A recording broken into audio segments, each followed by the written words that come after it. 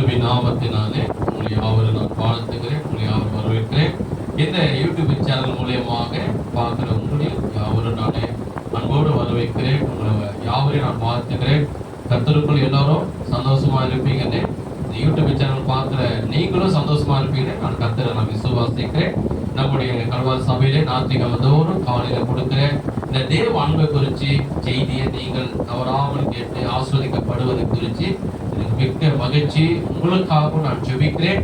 இந்த கல்வாரி சபை ஜனங்களுக்காகவும் எனக்காகவும் நீங்களும் ஜெபிக்கிறீங்க. தொடர்ந்து ஜெபித்துக் கொள்ளும்படியாக அன்போடு கேட்டுக்கொள்கிறேன்.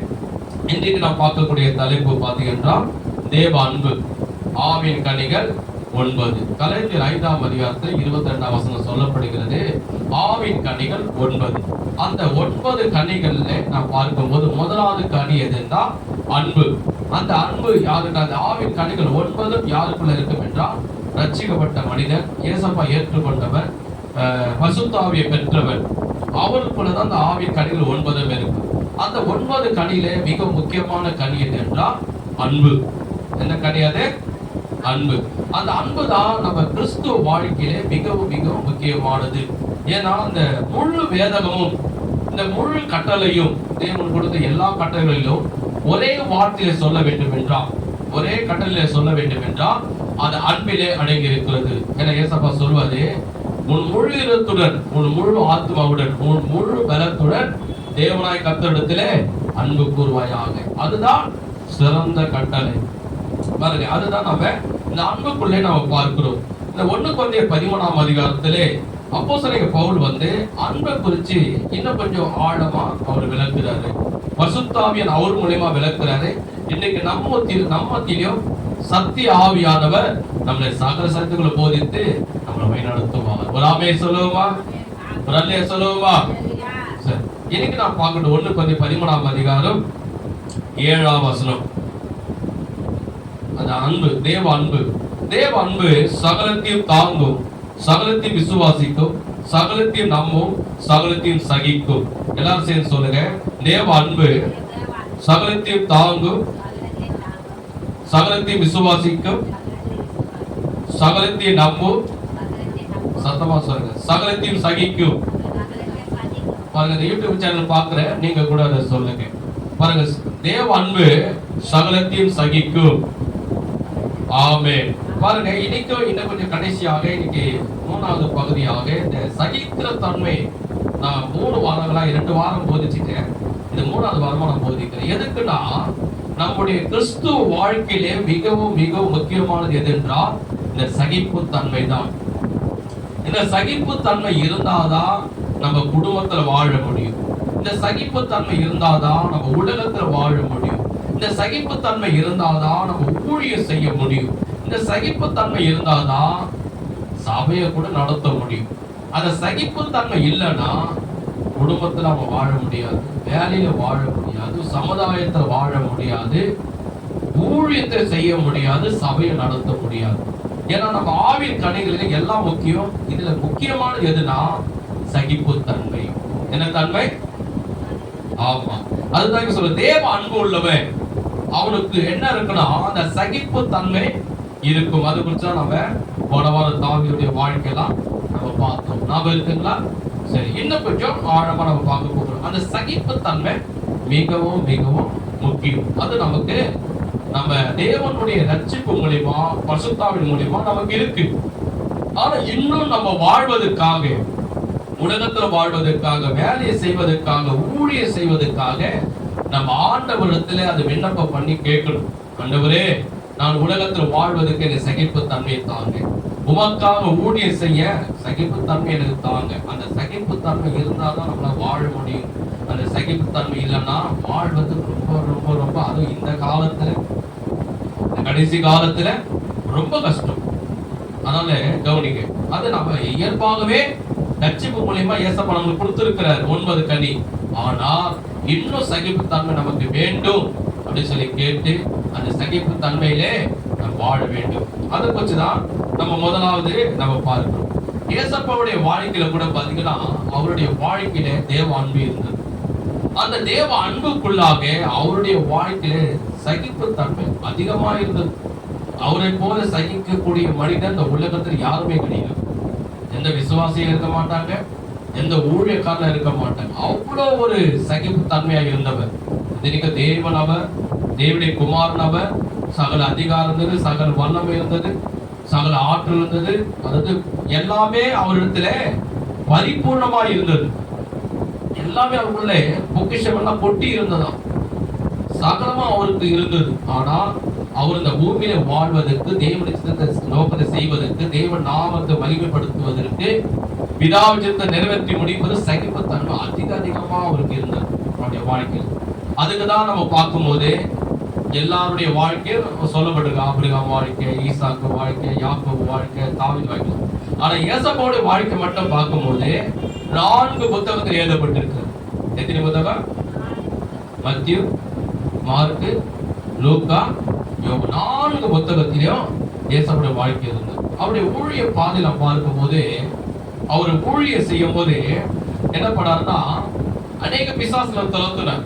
அப்போஸ்தலர் 10:38 இருக்குது, நசரனாகிய தேவன் பரிசுத்தாவினாலும் வல்லமையினாலும் நிரப்பி அவர் நன்மை செய்கிறவராகும், பிசாசில் அகப்பட்ட யாவரையும் விடுதலை ஆக்குறவராக சுற்றி திரிந்தார். ஒரு மனுஷன் கல்லறையில் இருக்கிறான்.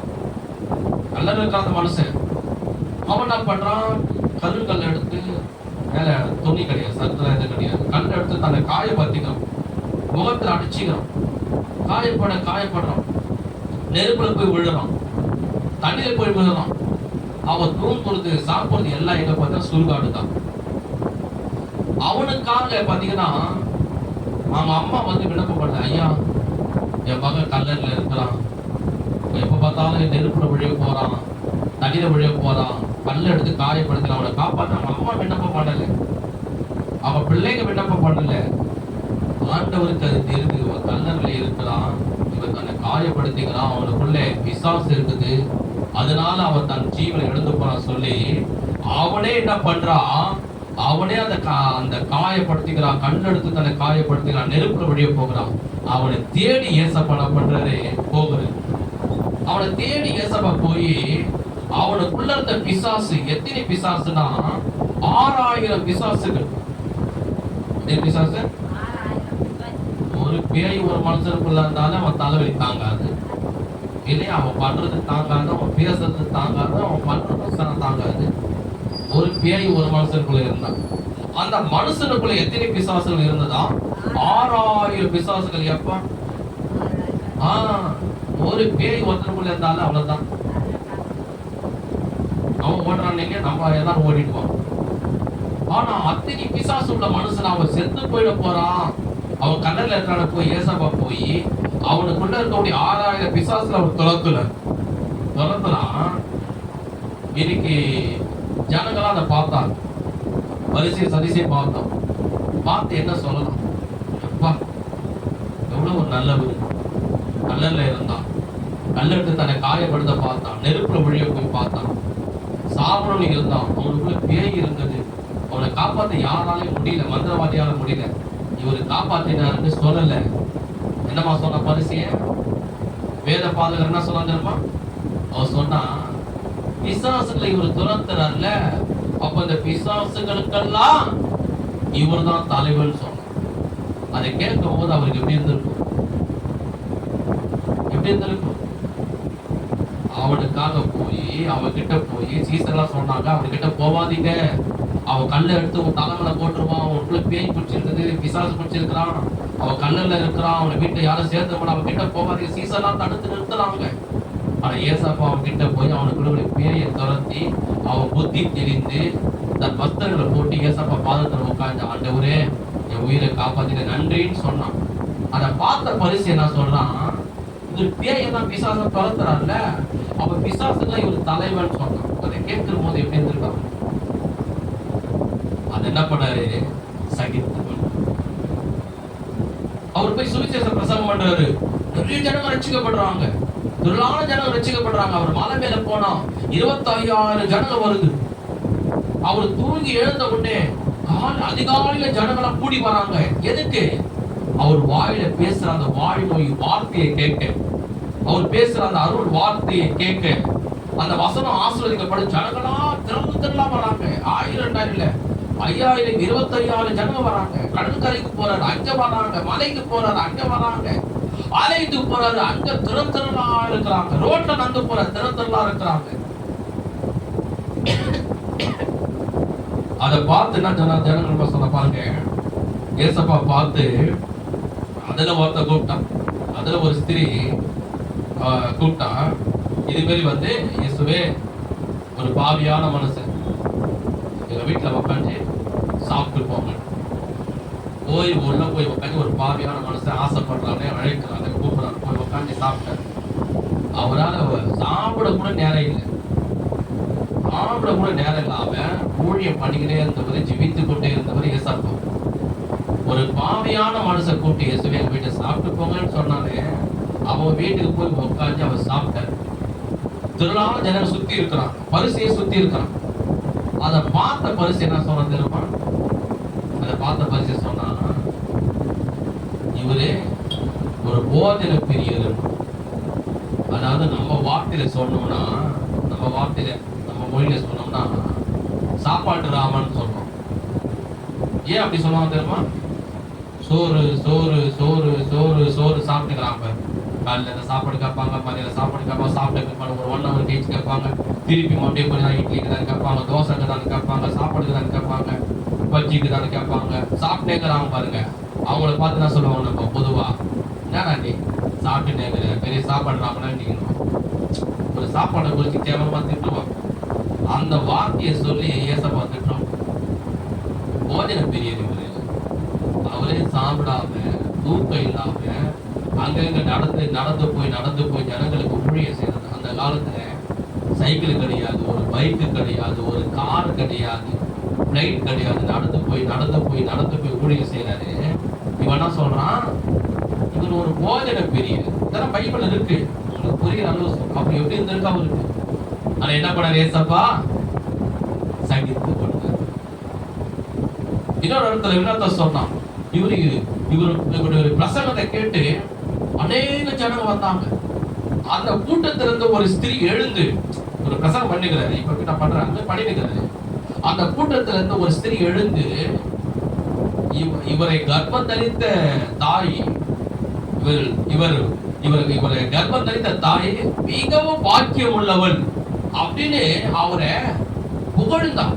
அப்படின்னு பிரசங்கம் பைபிள்ல இருக்கு. அவர் பிரசங்கம் பண்ணும்போது ஒரு ஸ்திரீ எழுந்து அவருடைய வசனத்தை கேட்டு, அவர் அருள் வாக்கை கேட்டு, அவருடைய வார்த்தையை கேட்டு அவர் சொல்றா, உன்னை கர்ப்பம் தரித்த தாய் ரொம்ப ஆஸ்வதிக்கப்பட்டவ, அப்படிப்பட்ட வார்த்தை வாயிலது வந்து சொல்லி புகழ்ந்தான். ஒரு ஆமையை சொல்லுவோமா? ஒரு அல்லைய சொல்லுவோமா? ஆனா பரிசிய பார்த்தான். அந்த பரிசிய பார்த்து நான் சொல்லிட்டான், இதை கேட்டான்னா தாங்க முடியாம, இவர் வேசிடத்தில் பிறந்தவர். அதாவது என்ன அர்த்தம் தெரியுமா? அதாவது தப்பான ஸ்திரியோட வாழ்க்கை, பெண்ணோட மூலியமா இவர் பிறந்தவர். அதாவது ஏசப்பா பிறக்கும் போது யோசப்பு இல்லை, மரியாள் கண்ணீர் வைத்து பிறந்தாங்க. தேவதூதன் சொன்னாரு, நமக்கெல்லாம் தெரியும். ஆனா இந்த பரிசேலுக்கு தேவதூதன் சொன்னது தெரியாது. தேவனுடைய குமாரன்னு நம்பல. இவர் பிறந்தான யோசப்பை கிட்ட சேரலையே. அப்ப இவர் யாரு? வேசிடத்தில் பிறந்தவர். நம்ம வார்த்தையை சொன்னோம்னா அந்த வார்த்தையை நம்மளால கேட்க முடியாது. யாருக்குமே கோபம் வந்துடும், கோபம் வராதுன்னு கூட வந்துடும், அப்படிப்பட்ட வார்த்தை. ஆனா அவர் என்ன பண்ணாரு? சகித்து கொண்டார். அவர் என்ன பண்ணாரு? சகித்து கொண்டார். அவர் ஒரு இடத்துல பிரசங்கம் பண்றாரு, மலை மேல பிரசங்கம் பண்ணும்போது சொல்றாரு. அப்ப அவர் சொல்றாரு, நான் தேவனுடைய குமாரன் அப்படின்னு சொல்றாரு. உண்மையாவே தேவனுடைய குமாரன் தான். பரிசேயர்கள் என்ன பண்ணாங்க தெரியுமா? அவரு காலில் விழல, எல்லாரும் கருங்கல்ல தேடினாங்க. கருங்கல்ல. ஏன்? நீ உன்னை போய் தேவனுடைய குமாரன் சொல்ற, நீ ஒரு தச்சனுடைய பிள்ளை. நீ தச்சன்னா இந்த கார்பெண்டர் வேலை செய்யறாங்க பாருங்க, கார்பெண்டர் தச்சனுடைய பிள்ளை. நீ கடவுள் எவ்வளவு பெரியவர், அவருடைய குமாரன்ற அந்த கல்லை எடுத்து சொல்லி எல்லாம் கருங்கல்ல தேடினாங்க. எதுக்கு? அவரை மண்டியிலே போட்டு அடிக்குது. அதை பார்க்கிற அவருக்கு எப்படி இருந்திருக்கும்? அதை சகித்து கொண்டு அவரை கொண்டு போயிட்டு பிலாத்துக்கு முன்னாடி நிறுத்தலாம். பிலாத்து கேட்கிறாங்க, அந்த காலத்து நீதிபதி கேட்கிறாரு, இவரிடத்துல என்ன குற்றம் இருக்குது? இவர் என்ன தவறு பண்ணாரு? இவர் என்ன பாவம் பண்ணாரு, இவர்கிட்ட என்ன குற்றம் இருக்குது, ஏன் இவரை கொண்டு வந்தீங்க? அந்த காலத்துல இப்ப கோர்ட் இருக்குது நீதிபதி, அந்த காலத்துல 2000 வருஷம் கூட கோர்ட்லாம் கிடையாது. ரோம் அதிகாரம் இருந்தது, பிளாத்து தான் நீதிபதி, அவர் சொல்றதுதான் சட்டம். ஏன் இவரை கொண்டு வந்தீங்க? இவர்கிட்ட என்ன குற்றம் இருக்குது? இவரை நான் விசாரிச்சு பார்த்தேன், இவர்கிட்ட ஒரு குற்றமே இல்லையே, இவர் போய் பேசுறது கிடையாது, யாரையும் திருடுறது கிடையாது, யாரையும் அடிச்சது கிடையாது, யாரையும் கொலை செய்யல, ஏன் இவரை கொண்டு வந்தீங்கன்னு கேட்ட அந்த பிளாத்து கேட்டான். அப்ப அந்த பரிசையை சொன்னா என்ன சொன்னான், இவரா நாங்க 46 வருஷம் ஆலயம் கட்டி வச்சிருந்தோம், பெரிய ஆலயம், என்னுடைய தொழுகை. இவர் என்ன சொன்னா தெரியுமா, இதை இடிச்சிட்டு 3 நாள்ல கட்டுவேன்றாரு. என்ன பண்ணாங்க, அவர் மேல அபண்டமான பொய்யை சுமத்தணும். அவரும் நிக்கிறாரு, யாரு? ஏசப்பாவும் நிக்கிறாரு, பிளாத்தும் நிக்கிறான், ஜனங்கள் கூடி இருக்குது, பிளாத்து நிக்கிறான், அந்த பிளாத்து நிக்கிறான், பரிசையை நிக்கிறான், வேதபாத் நிக்கிறான், ஒரு சீசர் நிக்கிறாங்க, ஜனங்க நிக்கிறாங்க. எல்லார் மத்தியிலும் இவர் சொல்லாத வார்த்தையை சொன்னேன்னு இவர் மேல அபண்டமான பைய சுமத்து.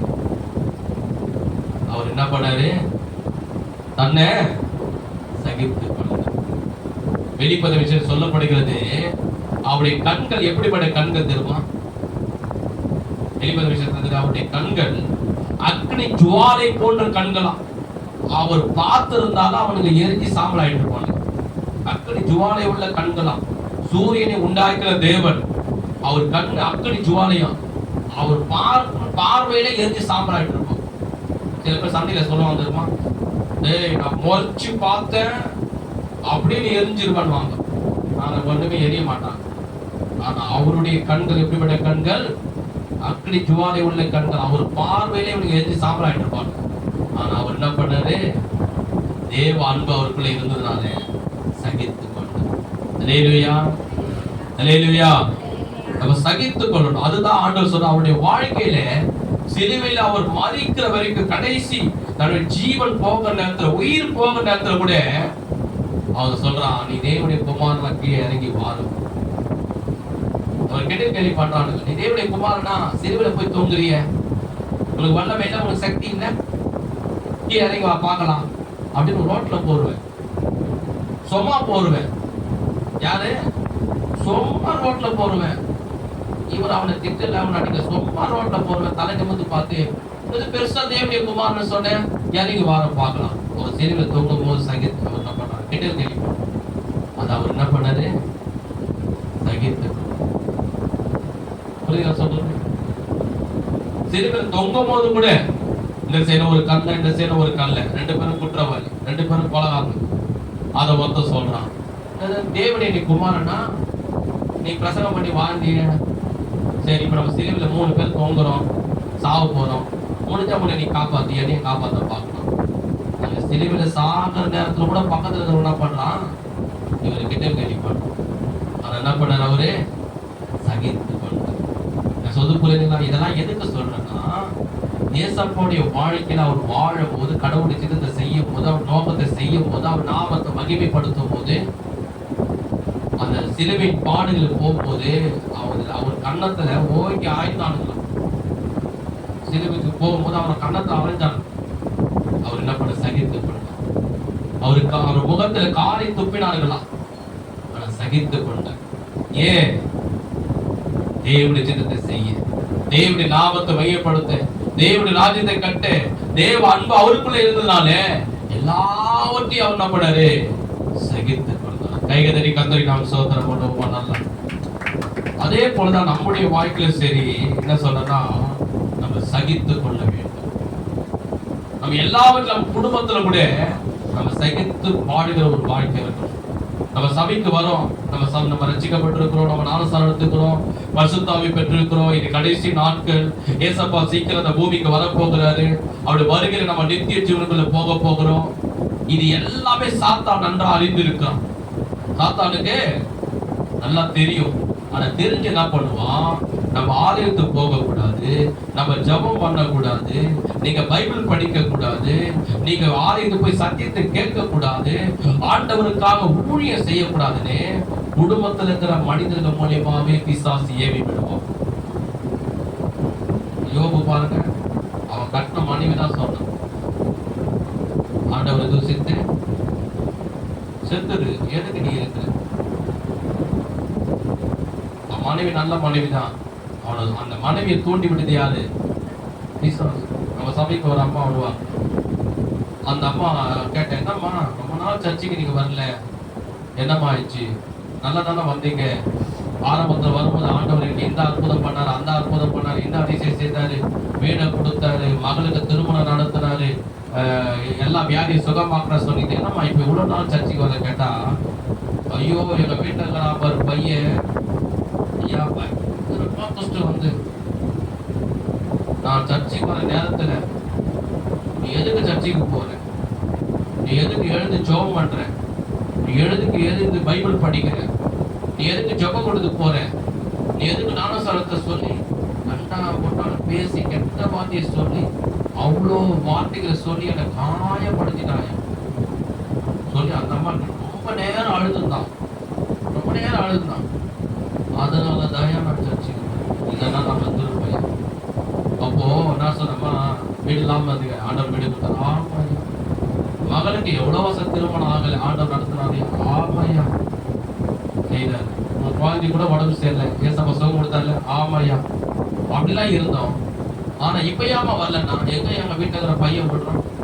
பயங்கரமா துஷ்டம் வந்து சர்ச்சைக்கு போற நேரத்துல நீ சர்ச்சைக்கு போன, நீ ஜோம் போன, நீ பைபிள் படிச்சு என்னத்த பண்ண, என்னத்த செய்த, எனக்கு திருமணம் பண்ணியா, எனக்கு பெரிய வண்டி வாங்கி கொடுத்தியா, இல்ல கவர்மெண்ட் வேலை சேர்த்தியா, எனக்கு என்ன செலவு பண்ண, எனக்கு என்ன பண்ண சொல்லி சர்ச்சைக்கு போற. நீ சர்ச்சைக்கு போகாத, நீ ஜபத்துக்கு போகாத, நீ ஜபம் பண்ணாத, நீ பைபிள் படிக்காத, நீ ஆலயத்துக்கு போகாத சொல்லி அனாவசமா வார்த்தையை பேசி திட்டுறாங்க.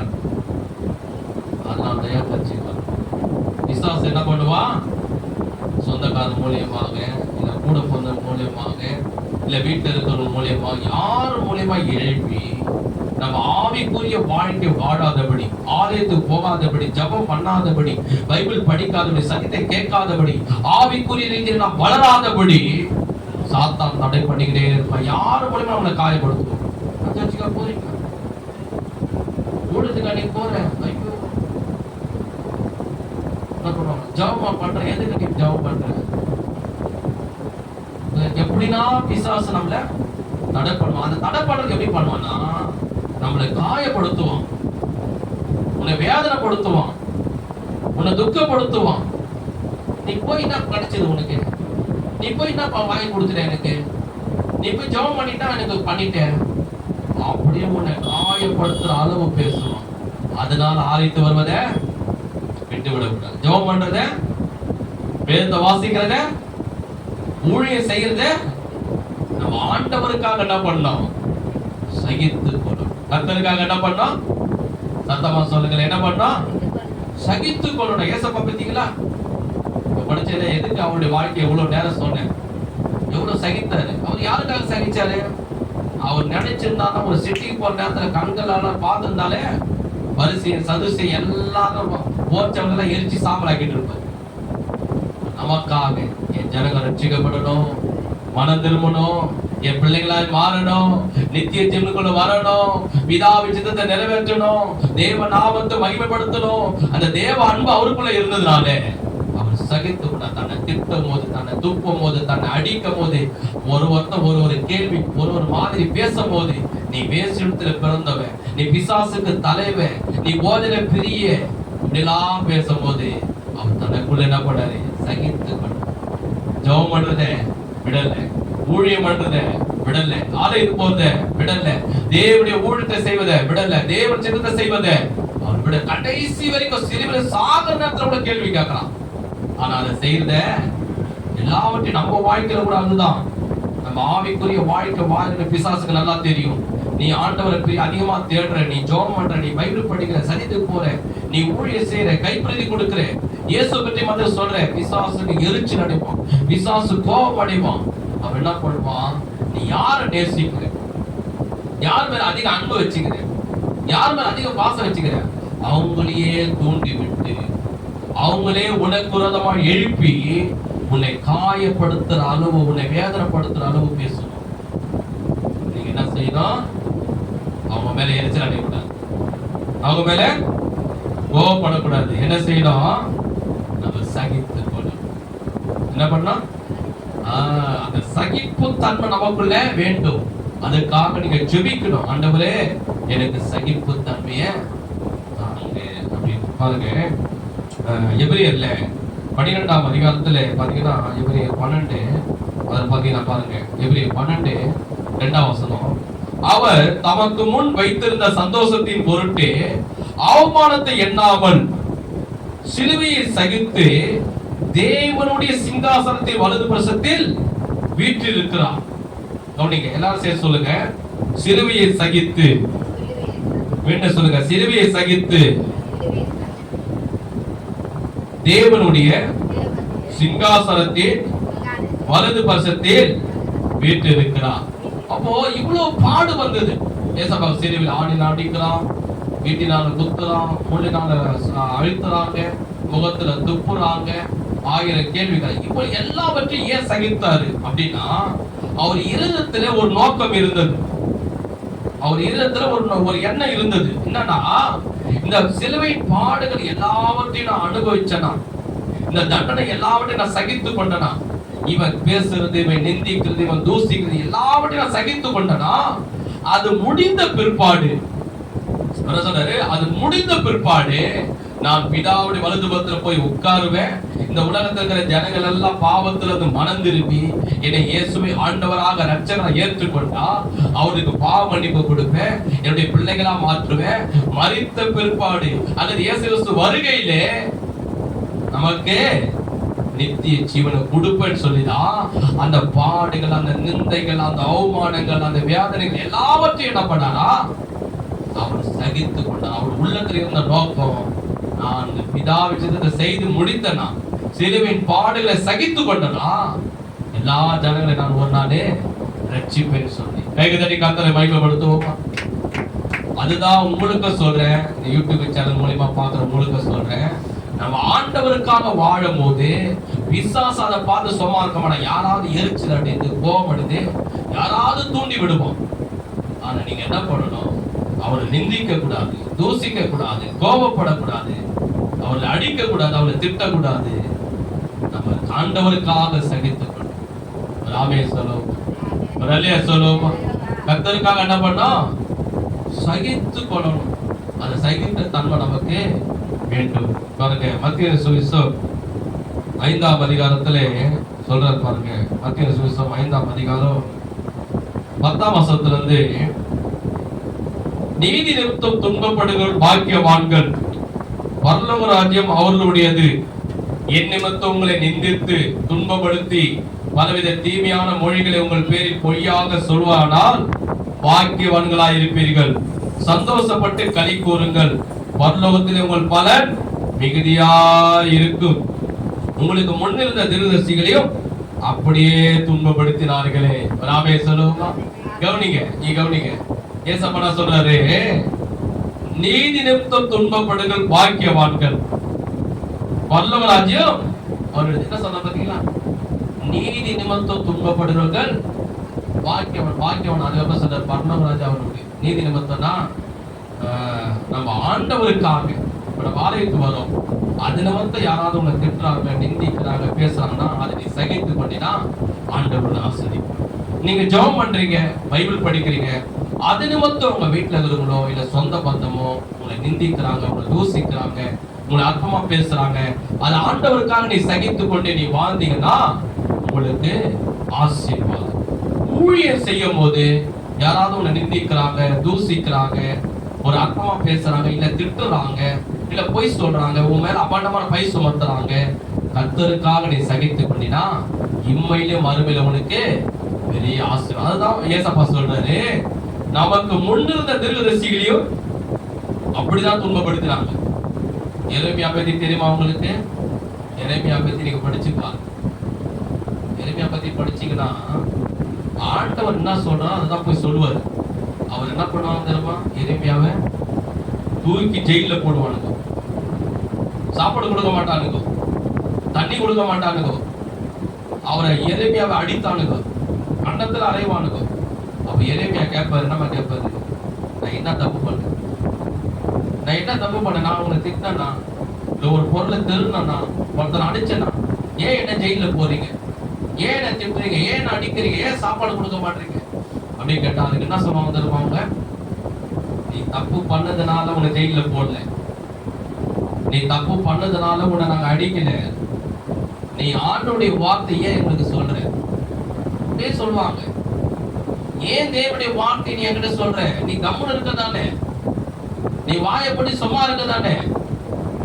அப்போ அந்த நீ சும்மா இருந்தா நாங்க அடிக்க மாட்டோம், நீ என்ன பண்ற ஆண்டவர் பத்தி நீ சொல்றிய அப்படின்னா. அப்ப அவன் சொல்றாரு, நான் சும்மா இருக்க முடியலையே,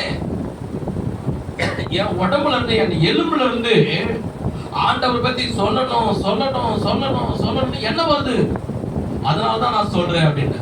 அப்ப நாங்க அடிப்போம், அப்ப நாங்க ஜெயில போடுவோம்னு எரியமாக்கு செய்தாங்க, ஏசப்பாக்கு செய்தாங்க.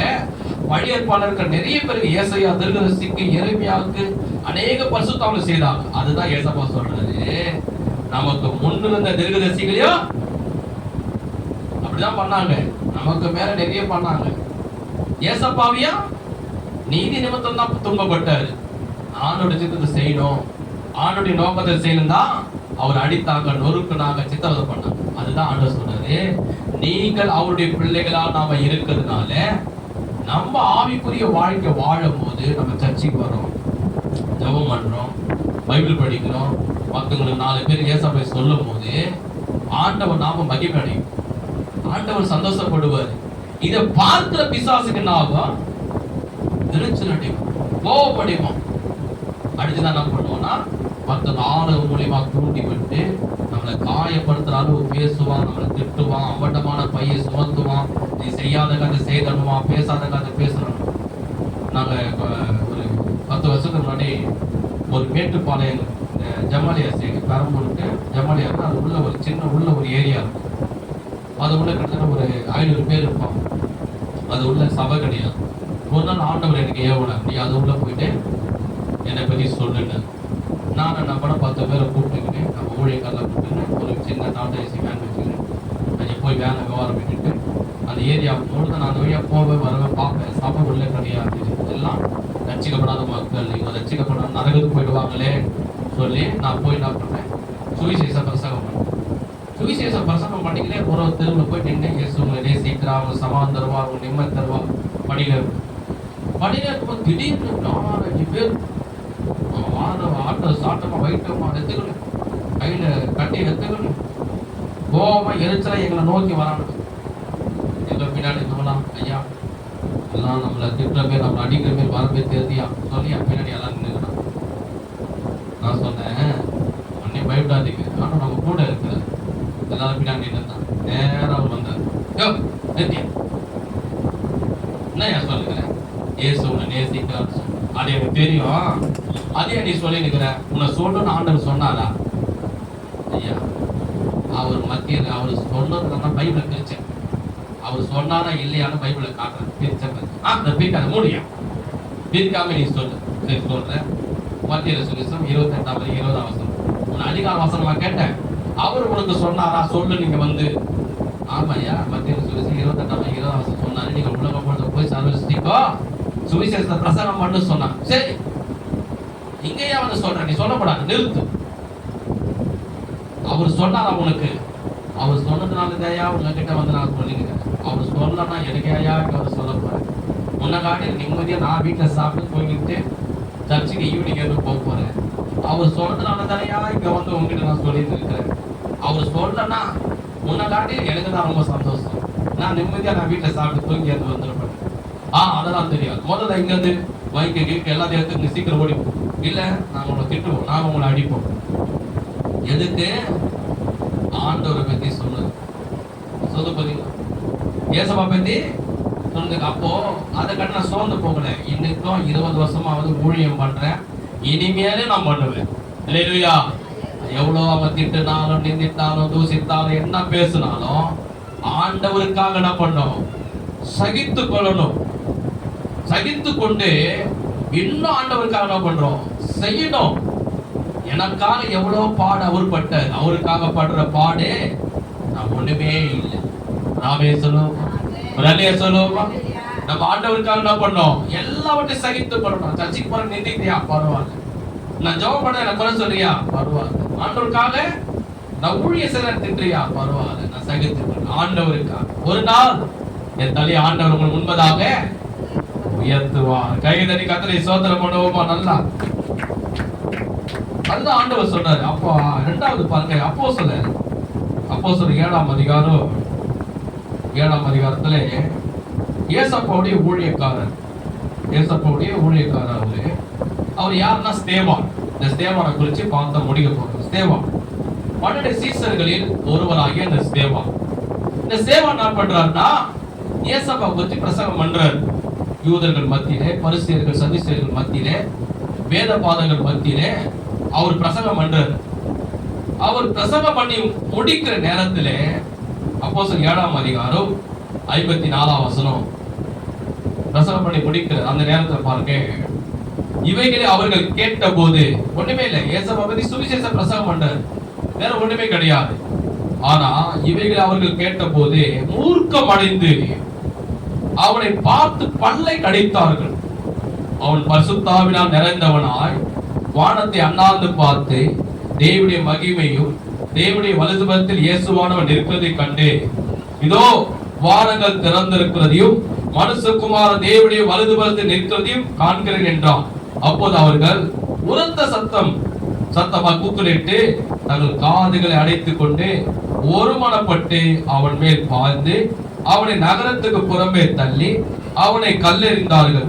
சாட்சிக்காரர் தங்கள் வஸ்திரங்களை கழற்றி சவுல் எண்ணப்பட்ட ஒரு வாலிபனுடைய பார்த்தருகே வைத்தார்கள். அப்போது கர்த்தராகிய இயேசுவே, என் ஆவியை ஏற்றுக்கொள்ளும் என்று ஸ்தேவான் தொழுது கொள்கையில் அவனை கல்லெறிந்தார்கள். 60ஆம் வசனம். அவனோ முழங்கால் படியிட்டு, ஆண்டவரே, இவர்கள் மேல் இந்த பாவத்தை சுமத்தாதீரும் என்று மிகுந்த சத்தமிட்டு சொன்னான். இப்படி சொல்லி நிறுத்தி அடைந்தார். கவனிங்க, ஏசப்பாவோட இந்த ஊழிய செய்த ஸ்தேவான் ஏசப்பா மரித்து உயிர்த்து பிதாவோட வலதுபுறத்துல போயிட்டார். போன பிற்பாடு இந்த ஸ்தேவான் எழுந்து பிரசங்கம் பண்றாரு. யூதர்கள் மத்தியில, பரிசேயர்கள் மத்தியில, சதுசேயர்கள் மத்தியில, எல்லா வேத பாத மத்தியில பிரசங்கம் பண்றாரு. இயேசு நீங்கள் கொன்று சிலுவையில கொன்ற யார் தெரியுமா? அவர் மரித்தவர் தேவனுடைய குமாரன். அந்த குமாரன் உயிர்த்தெழுந்திருக்கிறார். அந்த குமாரன் திரும்பி வரப்போகிறார். ஒரு நாள் எல்லாரையும் நியாயம் தீர்க்க போகிறார் என்று பிரசங்கம் பண்றாரு. இதை கேட்டவனுக்கு எப்படி இருந்திருக்கணும்? சந்தோஷப்பட்டிருக்கணும். அப்படியா, தேவனுடைய குமார் வரப்போகிறாரா, நம்ம பாவங்களை மன்னிக்க போறாரா, நம்ம ரட்சிக்க போறாரா, நித்திய ஜீவனுக்குள்ள கொண்டு போகிறாரா, அவர்தான் தேவனுடைய குமாரனா சொல்லி சந்தோஷப்படல. சில பேர் கோபத்துல பாத்தீங்கன்னா நான் பார்த்திருக்கேன். ஒண்ணு நாக்க கடிப்பான், சண்டையில பாத்தீங்கன்னா நாக்க அழித்து கடிப்பான். இன்னும் கோபம் வந்து நம்ம சில பேர் என்ன பண்ணுவாங்க, பல்ல கடிப்பான். அப்படின்னு பண்ண என்ன பேசுற அப்படின்னு பாத்தீங்கன்னா பல்ல கடிப்பா, சில பேரே நான் கடிப்பான். இவங்க எல்லாரும் என்ன பண்றோம், அவ்வளவு கோபம் வருது. நீ எதுக்கு, நீ தேவனுடைய குமாரன் ஏசப்பாவே, அவர் இந்த பூமிக்கு வருவார், எங்களை நாய் திருப்பார் நீ சொல்றீங்க. அவர் சாதாரண ஒரு மனுஷன், எங்களை நாய் திருப்பார், அவரு நாங்க பாவிங்க சொல்லி எங்களை நீ குற்றப்படுத்துறியா சொல்லி எல்லாரும் கோவப்பட்டு கருங்கல் எடுக்கிறாங்க. சின்ன சின்ன கல் இல்ல, இந்த சின்ன குழாங்கல்ல பார்த்தா அவ்வளவு ஸ்ட்ராங்கா இருக்கும். இந்த குழாங்கல் ஒரு பேப்பர் வெட்டிக்கா வச்சிருக்க, இதுவே ரொம்ப ஸ்ட்ராங்கா இருக்கும். பெரிய பெரிய கல்லு, பாறை உள்ள கல் எடுக்கிறாங்க. எதுக்கு? இந்த ஸ்தேவானுடைய தலையில அடிக்கிறாங்க. பைபிள் இருக்கு, தலையில அடிக்கிறாங்க. எவ்வளவு வலி இருக்கும். ஒரு ரத்தம் அவருக்கு, அவர் கத்துறாரு, அடிக்கிறாங்க. கண்ணை தூக்கி எல்லாம் சுத்தி அவரை சுத்தி வளைந்து, எப்படி நீ தேவனுடைய குமாரன் சொல்லலாம், எப்படி அவங்க நாய் திருப்பாரு சொல்லலாம், நாங்களா பாவில சார் அந்த கண்ணை எடுத்து எடுத்து எடுத்து அந்த ஸ்தேவான் மேல அடிச்சுக்கினே இருக்கானுங்க. அவர் தலையில முகத்துல படுது, உடம்புல படுது, கையில படுது, முகம் முழுது ரத்தம் வருது, உயிர் போகிற அளவு அடிக்கிறாங்க.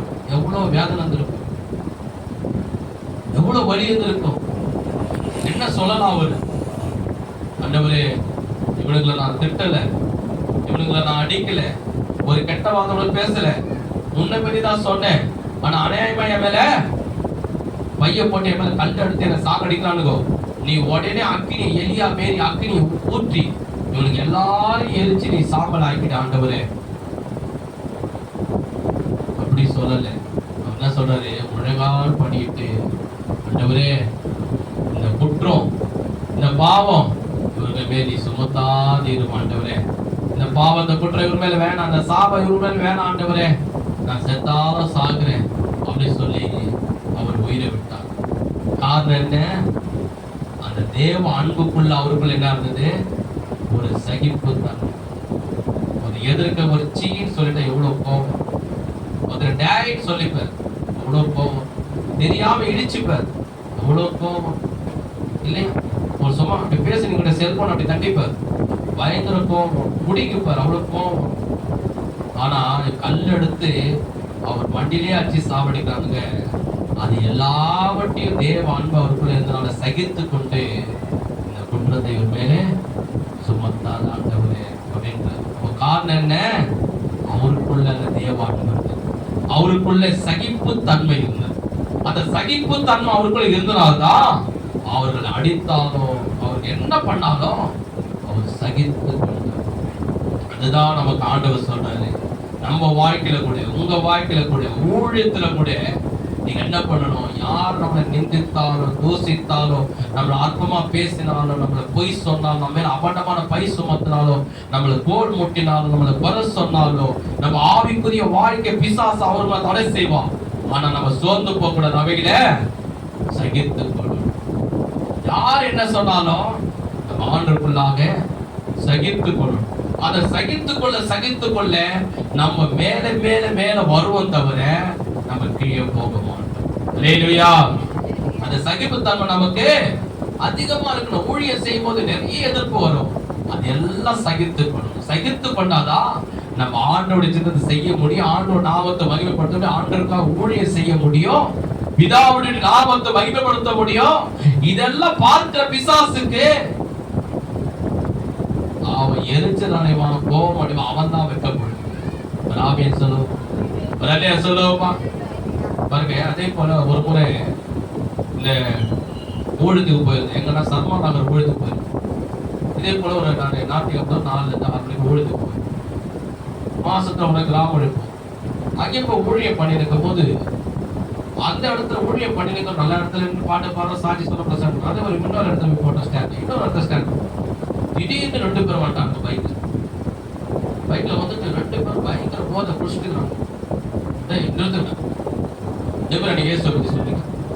எங்க ஏரியாடா, எங்க இடம்டா, யாரும் அவங்கள உள்ள விட்டு ஏதோ வானத்தை பூமி இவர் படைச்சது போல, ரோடெல்லாம் இவர் போட்டது போல, எங்க இடம்டா, எங்க ஏரியாடா, எங்க இடம்டா இது, நீங்க உள்ள வரீங்க, இவரை ஏசு பத்தி சொல்றீங்க, யாரும் அவங்களுக்கு பர்மிஷன் கொடுத்தது? சரி, இவருக்கு பர்மிஷன் கொடுத்த மாரி எங்களை கேட்கறதுக்கு அன்னவசமா பேசுறான், திட்டுறான், கோவப்படுறான். எல்லாரும் எங்களுக்கு ஏன் கூட எத்தனை பேர் இருக்கிறாங்க? 10 பேருக்கு மேல இருக்கிறாங்க. 10 பேர் கோவப்பட்டு அடிச்சா 2 பேர் ஜெயிப்பான, 10 பேர் நாங்க ஜெயிப்போம். 10 பேர் நெச்சது 2 பேரை ஓட்டு பூச்சிக்கு நெசிக்கிடுவோம். பாருங்க, இவர் 2 பேர் எங்கிறாங்க, புஷ்டிக்கிறாங்க, அன்னவசமா பார்த்து பேசுறாங்க. சரிங்க பிரதர், என்ன உங்களுக்கு விஷயம்? ஆண்டவர் கத்து கொடுத்து பக்கத்துல ஒருத்தர் சொன்னாரு, என் பக்கத்துல ஐயா நான் ஒரு வார்த்தை சொல்றேன் அடிச்சிடறேன் அப்படின்னு. நான் சொன்னேன், இல்லப்பா நம்ம வந்து ஊழியம் செய்யணும், அவனோட ஊழியக்கார், நம்ம கையில பைபிள் இருக்கு, அவன் கையில சாராய பாட்டு, நம்ம அப்படி செய்யக்கூடாது. சரியா? அப்படி அனாவசம் பேசுறானுங்க, திட்டுறானுங்க, கோவப்படுறானுங்க, நீயா உன் பேரு நாடா அப்படி பேசுறானு துஷ்டு. நான் சொன்னேன், ஐயா என்ன விஷயம், நீங்க பண்ண கூடாதா? சரி விடு, இந்த இடத்த விட்டு வேற இடத்துக்கு போகுது அப்படின்னு. ஏன்னா ஏசப்பா நம்ம கதை சொன்னார், ஒரு இடத்துல உங்களுக்கு பிரச்சனை பண்ணா இன்னொரு இடத்துக்கு போட்டு அவன் நாய் திருப்புல அவர் பார்த்துப்பாரு. போறா நீ எப்படா இங்க வந்து பண்ணுவேன், எப்படா நீ செய்யும், இன்னொருத்தருக்கு போக நம்ம கூட இருக்கு. ஐயா நான் போலீஸுக்கு ஃபோன் பண்ணி உங்களுக்கு வர வச்சு குச்சி குத்துட்டா அப்படின்னு. நான் ஃபோன் பண்றேன், இல்லை வேண்டாம், நம்மளாம் ஊழியக்காரங்க, ஆண்டவர் பார்த்துப்பாரு. அவனை பிசாசு என்ன பண்றான், நம்மளை காயப்படுத்தணும், நம்ம துக்கப்படணும், நம்ம வேதனைப்படும், அவன் செய்ய வைக்கிறான். பொறுமையா சத்திய புஸ்தம் சத்திய முடிச்சு கெட்ட வார்த்தை திட்டம், கையில அரங்கல் எடுத்துட்டான், பக்கத்துல சுத்தி கூட இருக்கலாம் பாக்குறான். நானே பார்த்தா ரட்சிக்கப்படுறதுக்கு முன்னாடி, ஆண்டவனா ஏற்றுறதுக்கு முன்னாடி, ஊழியக்காரெல்லாம் ஆவதுக்கு முன்னாடி நானே பெரிய ரவுடியா இருந்தேன். நிறைய பேர் ஓட்டையில இருந்து, காசிப்பில இருந்து, பெருமேட்ல இருந்து எவனா போட்டா அந்த இடத்துல ஓட்டையில அடிச்சிட்டானா அவனால சண்டை போட முடியாது, அடிக்க முடியாது. நேரம் பைக் எங்க எடுத்துன்னு வருவாங்க வந்துட்டு. அப்போ வந்து என் பேர் ஆர்வம். அப்போ ஆரேன்னு கூப்பிடுவாங்க. ஆரே கொஞ்சம் வாடாட்டும், என்னடா விஷயம், கொஞ்சம் என்ன நஷ்டம்டா, அதுக்கான நீ அடித்தாடா திருப்பி, அதுக்கு நான் உன்னை கூப்பிட்டு போறேன். பைக்கில் ஏறி உக்காண்டிக்கிட்டு செங்கல் எல்லாம் எடுத்து பாக்கெட்டில் போட்டுக்கிட்டு கூட போ பைக்கில். யாரா அவன் இவன் தானே. அவன் வீட்டிலே உள்ள போய் அடி அடின்னு அடிச்சுடுவோம். இப்படி அப்போ ரசிக்கப்படுறதுக்கு முன்னாடி, ஆண்டு ஏற்றுக்கு முன்னாடி எப்படி அடிக்கணும், எப்படி அவனை விழிய வைக்கணும், எந்த இடத்துல அடிச்சா அவன் விழுந்துருவான், எல்லாமே எனக்கு அப்போ கொஞ்சம் தெரியும். ரொம்ப இல்லை, ஓரளவுக்கு கொஞ்சம் தெரியும். அப்போ அப்படி எனக்கு பண்ணியிருக்கேன். சண்டை போனா என்னதான் கூட்டு போவாங்க, அடிக்கிறதுனா என்னதான் கூட்டு போவாங்க. அப்படி இருந்து நான் இன்னைக்கு அவனா பண்ணா சந்தையை பிடிக்கிறான், கெட்டவாத பேசுறான், கையில அறக்கல் எடுத்துக்கிறான். அவனை ஒரே ஸ்பாட்ல ஒரே என்ன சொல்றான், ஒரு இதுல அவனை அடிச்சு விழ வச்சிருக்க. அவன் செய்ய ஏன் தெரியுமா, நமக்குள்ள தேவாள். அவன்கிட்ட சாராயம் மாட்டுக்குது, நம்ம கிட்ட பைபிள் இருக்குது. அவன் பின்னாடி பிசாசை தூண்டி விடுறான், நம்ம பின்னாடி ஆண்டவர் இருக்கிறார். நம்ம ஆண்டவருக்காக நிந்திக்கப்பட்டாலும், அடிக்கப்பட்டாலும், தூசிக்கப்பட்டாலும் நம்ம பாக்கியம். அல்லேலூயா. இந்த மொழியெல்லாம் முடிச்சுட்டு நாங்கெல்லாம் போயிட்டு ஓரமா உட்காந்து டீ குடிச்சிருந்தோம். எல்லாரும் சேர்ந்து டீ குடிச்சிருந்தோம். அப்ப டீ குடிக்கும் போது அப்போ ஒரு ஐயா சொன்னாரு, ஐயா என்னையா நீ, நம்ம ஊழியம் பண்ணா ஏசப்பா நம்மளை ஆஸ்வதிப்பாரு, நம்மளை உயர்த்துவாரு, பெரிய காரியம் செய்வாரு, அதனால தான் நான் வந்தேன். ஆனா அவன் திட்டுறான், அவன் நம்மள கேவலமா பேசுறான். நான் ஊழியம் செய்தா நம்மளுக்கு ஆண்டவர் பங்களா கொடுப்பாரு, காரை கொடுப்பாரு, பிரியாணி போடுவாரு சாப்பிட அப்படின்னு நினைச்சு வந்தேன். அவன் புஸ்து வந்து நம்மளை திட்டுக்கிறாங்க இல்லையா, ஐயோ அந்த வாரத்தில் நான் வரலையா அப்படின்னா. நான் சொன்னேன், அப்பா நம்ம ஊழியம் செய்வதற்கு மட்டும் தேவன், நம்ம ஆண்டவர் நம்மளை ரட்சித்து நம்மளை ஆசீர்வதிக்கிறதுக்கு மட்டும் நம்மளை அழைக்கல. உனக்கு புரிஞ்சுக்கோ, ஆண்டவருக்காக நிந்திக்கப்படுவோம், தூசிக்கப்படுவோம், ஆண்டவருக்காக பாடுபடுவோம், ஆண்டவருக்காக நிந்திக்கப்படுவோம், ஆண்டவருக்காக நம்ம துன்பப்படுவோம், நம்மளை அழைச்சிருக்கிறார். ராமே சொல்லுவோமா, நல்ல சொல்லுவோமா. பாருங்க காட்டுற பாருங்க, 1 பேதுரு 2ஆம் அதிகாரம் 19 கவனிங்க முடிக்க போறேன். 1 பேதுரு 2ஆம் அதிகாரம் 19. ஏனெனில் தேவன் மேல் பற்றுதலாய் இருக்கிற மனசாட்சி நிமித்தம் ஒருவன் அநியாயமாய் பாடுபட்டு உபத்திரங்களை பொறுமையாய் சகித்தான். வந்துச்சு பாருங்க அந்த வார்த்தை, பொறுமையாய் சகித்தான். பொறுமையாய் சகித்தால் அதுவே பிரீதியா இருக்கும். நீங்கள் குற்றம் செய்து அடிக்கப்படும் போதே பொறுமையோடு சகித்தால், அந்த வார்த்தை வந்துச்சு பாருங்க, பொறுமையோடு சகித்தால் அதனால் என்ன கீர்த்தி உண்டு? நீங்கள் நன்மை செய்து பாடுபடும் போதே பொறுமையோடு சகித்தால் அதுவே தேவனுக்கு முன்பாக பிரீதியா இருக்கும். இதற்காக நீங்கள் அழைக்கப்பட்டும் இருக்கிறீர்கள். ஏனெனில் கிறிஸ்துவும் உங்களுக்காக பாடுபட்டு நீங்கள் தம்முடைய அடிச்சூழலை தொடர்ந்து வரும்படி உங்களுக்கு மாதிரி வைத்து போனார். எல்லாரும் சேர்ந்து சொல்லுங்க, இந்த யூடியூப் சேனல் பார்க்குற நீங்களும் சொல்லுங்க, எல்லாரும் சேர்ந்து சொல்லுங்க, நீங்கள் தம்முடைய அடிச்சுவடுகளை தொடர்ந்து வரும்படி எனக்காக ஏசப்பா அவருடைய வாழ்க்கையை முன்மாதிரியாக வைத்திருக்கிறார். ராமே சொல்லுவோமா. அப்ப என்ன சொல்றாருன்னா, நம்முடைய வாழ்க்கை பாத்தீங்கன்னா ஏசப்பா பார்த்துதான் வாழணும், ஏசப்பாவை பார்த்துதான் நம்ம வாழ்க்கை வாழணும். அதுதான் அவர் சொல்வாரு, நானே வழியும் சத்தியமும் ஜீவனும். அவர் பரிசுத்தரா இருந்தா நம்மளும் பரிசுத்தமா இருக்கணும், அவர் உண்மை உள்ளவரா நம்மளும் உண்மையா இருக்கணும், அவர் நீதி உள்ளவரா நம்மளும் நீதியா இருக்கணும், அவர் தேவனுக்கு கீழ்ப்படிந்தாரா நம்மளும் கீழ்ப்படினோம், அவர் தேவனுடைய சித்தத்தை செய்து முடித்தாரா நாம் அந்த பூமியிலே செய்து முடியும். பவுல் சொல்றாரு, என் ஓட்டத்தை நான் முடித்தேன் அப்படின்ற. நம்மளும் அவருடைய சித்தத்தை செய்தோம். அவருக்கு தேவன் எல்லாவற்றிலும் அவர் ஆசீர்வதித்தாரா நம்மள ஆசீர்வதிப்பார். அவர் பிசாசுரை துரத்துனாரா இயேசுவின் நாமத்தை நம்மள பிசாசை துரத்தும். அவர் வியாதிசரை சுகமாக்குனாரா நாம இயேசுவின் நாமத்தை வியாதியை சுகமாக்கும். ராமே சொல்லுவோமா, உடனே சொல்லுவோமா. ஆனா கடைசி ஒரு வார்த்தை சொன்னார் பாருங்க, சொல்றாரு, பொறுமையோடு சகித்தார். நீங்க நன்மை செய்து பாடுபடும் போது பொறுமையோடு சகித்தார் அதுவே தேவனுக்கு முன்பாக பிரீதியாகும். என்ன சொல்றாரு, ஒருவர் சொல்றாரு, ஒருத்தங்க, என்ன சார், நான் ஒரு ரோட்ல போயிருந்தேன், ஒரு தெரிஞ்ச பையன், அவன் தெரியும், போலீஸ்காரன் வந்து ரோட்ல வந்து அவனை பிடிச்சான். பாஸ்டர் ஏதாவது நீங்க சொல்லுங்க பாஸ்டர், ஏதாவது போலீஸ்காரன் பிடிப்பான், கொண்டு போய் உள்ள போய் அடிப்பான். அவன் அந்த பையன் எப்படி ஓடனா, போலீஸ்காரன் எப்படி ஓடனா, இந்த பையன் இப்படி ஓடியாந்தான், போலீஸ்காரன் அப்படி ஓடியாந்தான். இவன் திருப்பி இப்படி வரான், டேய் நீ என்கிட்ட மாட்டினேன், தோலை உரிச்சு ஓய்ங்க வந்து. சார் என்ன பிடிக்காது சார், என்ன பிடிக்காது. நான் கரெக்டாக வந்துட்டேன் அந்த சைடு. ஃபஸ்ட்டு நீங்கள் சொல்லுங்க பாஸ், நீங்கள் சொன்ன மாதிரி கேட்பாரு. சார் எதுக்கு சார் அவன் பிடிக்கிறேன், அவன் பயப்படுறான், என்னாச்சு? இல்லை இவன் வந்து ஒரு இடத்த திருட்டான். திரும்ப எப்படி சும்மா விட முடியும்? இல்லைண்ணா ஏதோ தெரியாம திருட்டேண்ணா, ஏதோ கஷ்டத்துல திருட்டேண்ணா அப்படின்னா. சரிப்பா சொன்ன அடிக்க மாட்டேடா வாடா அப்படின்னு சொல்ல. சரிப்பா நீ போ, நான் வந்து பேசுறேன், நீ பயப்படாத, நான் பேசுறேன், நீ போ. அந்த கம்மனு போனேன். போன போலீஸ்கார முடிச்சா பாரு, தர பேசுறது எடுத்துட்டு போயிட்டு பின்னிட்டான். எதுக்கு போலீஸ்கார அவனை அடிச்சான்? காவல்துறை அவர் என்ன பண்ணாரு? திருடினார். அப்போ தப்பு பண்ணதுனால அவனுக்கு அடியும் உதயம் கிடைச்சது. அது ஜனங்க யாருன்னா பார்த்து அது ரொம்ப தப்புப்பா, அது ரொம்ப அநியாயம்ப்பா யாரா சொல்லுவாங்களா? அடிக்கலாம் தான், ஓதிக்கலாம் தான் அப்படின்வாங்க. ஏன்னா திருடுன, ஏன்னா மற்றவனை போட்டு அடிச்சு, ஏன்னா நீ தப்பு பண்ண. அவன் சரிதான் சொல்லுவான், அது அநியாயம் சொல்ல மாட்டேன். ஆனா என்ன சொல்ற ஆண்டவரே, நீ வந்து என் நிமித்தம் நீ சர்ச்சைக்கு போகும்போது, ஜெபம் பண்ணும் போது, பைபிள் படிக்கிற, ஆலயத்துக்கு போகிற, ஏசப்பாக்காக ஊழியம் செய்யற, ஏசப்பாக்காக நீ கொடுக்குற, ஏசப்பாக்காக நீ ஊழியம் செய்யற, 4 பேருக்கு மத்தியில கைப்பிடித்து கொடுக்குற, ஆண்டவரை பத்தி நீ சொல்லும் போது ஒருத்தவனை நிந்திக்கிறானா, உன்னை தூசிக்கிறானா, உன்னை கேவலமா பேசுறானா, உன்னை திட்டுறானா, உன்னை அடிக்கிறானா, நீ தப்பு பண்ணி அந்த கஷ்டத்தை நீ வாங்கல. நான் சொல்றேன் நல்லா கவனிங்க, முடிக்க போறேன். நம்ம தப்பு பண்ணி அந்த தண்டனை வாங்கல, நம்ம தவறு பண்ணி ஒருத்தர் நம்மளை திட்டல. நான் சொல்ல புரியுதுங்களா? நம்ம யாரையும் திட்டல, யாரையும் நம்ம கோவப்படல, யாரையும் நம்ம அடிக்கல, அதனால நம்மள பண்ணல. ஆண்டவருக்காக ஆண்டவர் பத்தி சொல்றதுனால, சர்ச்சைக்கு நம்ம போறதுனால, நம்ம ஜெபம் பண்றதுனால, மற்றவங்களுக்கு கைப்பிரிதி கொடுக்கறதுனால, மற்றவங்க சுவிசேஷம் சொல்றதுனால தான் நம்மளை நிந்திக்கிறான், நம்மளை தூசிக்கிறான், நம்மளை அடிக்கிறானா. அதனால சொல்றாரு, எனக்காக பாடுகளை நீ அனுபவித்தினா இம்மையிலும் மறுமையிலும் 100 தடையான ஆசீர்வாதத்தை கர்த்தர் நமக்கும் தருவான், நம்ம குடும்பத்துக்கும் தருவான், நம்ம சபைக்கும் தருவான். கைகளை கர்த்தரை மகிமைப்படுத்துவோமா? அதுதான் ஆண்டவர் சொல்றார். ஏசப்பா பாடுபட்டாரா, நம்மள கொஞ்சம் பாடு. ஏசப்பா நிந்திக்கப்பட்டாரா, நம்மளும் நிந்திக்கப்பட்டோம். அவர் தூசிக்கப்பட்டாரா, நம்மளுக்கு அவருக்கு பட்டது 1000.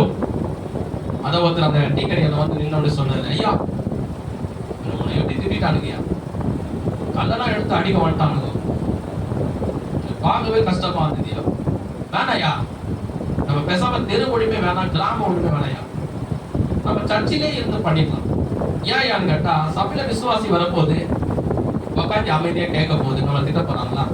நம்ம கிட்ட வந்து ஜெபம் பண்ணுவோம். ரோட்ல போய் பண்ணாதான் அவன் குடிக்காரன் வந்து திட்டலாம் அப்படின்னா. நான் சொன்னேன், அப்பா ஊழியம் செய்வது நம்மளுக்கு பெரிய பேரு புகழும் கிடைக்கிறதுக்காக மட்டும் இல்லை.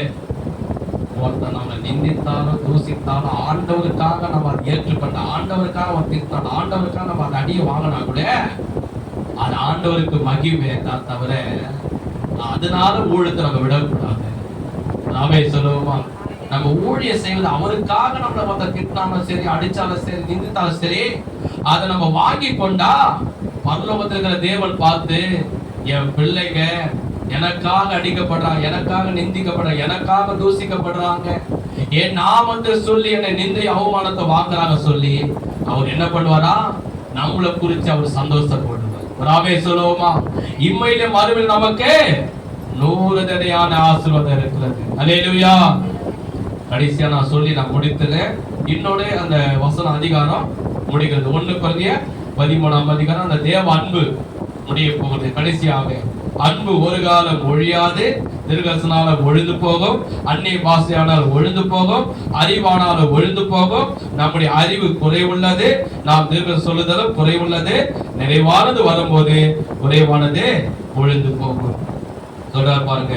இப்போது விசுவாசம், நம்பிக்கை, அன்பு இம்மூன்றும் நிலைத்திருக்கிறது, இவைகளில் அன்பே பெரியது. 1 கொரிந்தியர் 13ஆம் அதிகாரம் கடைசியா முடிக்க அவர் சொல்றாரு, இந்த உலகத்துல மிகவும் திருச வரத்தை காட்டிலும், விசாச ஓட்டுற வரத்தை காட்டிலும், சுகமாக்குற வரத்தை காட்டிலும் அவர் சொல்றாரு அன்புதான் பெருசு. விசுவாசத்தை காட்டில அன்பு பெருசு, நம்பிக்கை காட்டில அன்பு பெருசு. அந்த அன்பு இருந்தா போதும் இந்த உலகத்தை நாம ஜெயிக்க முடியும், பிதாவின் சித்தத்தை செய்து முடிக்க முடியும். விசுவாசம் அதை பார்க்கும் போது என்ன பண்ணுவான்? என்னடா அது இவனை எவ்வளவு நிந்திக்கிறோம், இவனை தூசிக்கிறோம், இவனை கேவலமா பேசுறோம், மத்தவங்க வட்டமா பேசுறோம், இவனை திட்டுறோம், இவன் மேல அபட்டமான பை போடுறோம். அப்ப கூட ஆண்டவர் துதிக்கிறத நிறுத்த மாட்டான், ஆராதிக்கிறத நிறுத்த மாட்டான், ஜெபிக்கிறத நிறுத்த மாட்டான், ஊழியம் செய்யறத நிறுத்த மாட்டான் சொல்லி பிசாசு வெட்கப்படுவான். தேவன் மகிமை அடைவாரு. கர்த்தர் நம்மை ஆசீர்வதிப்பார். அல்லேலூயா. கைதறி கர்த்தரை மகிமைப்படுத்தும். நல்ல கைதறி ஆண்டவர் மகிமைப்படுத்தும். கர்த்தருக்காக காணிக்கை தசமா கொடுப்போம்.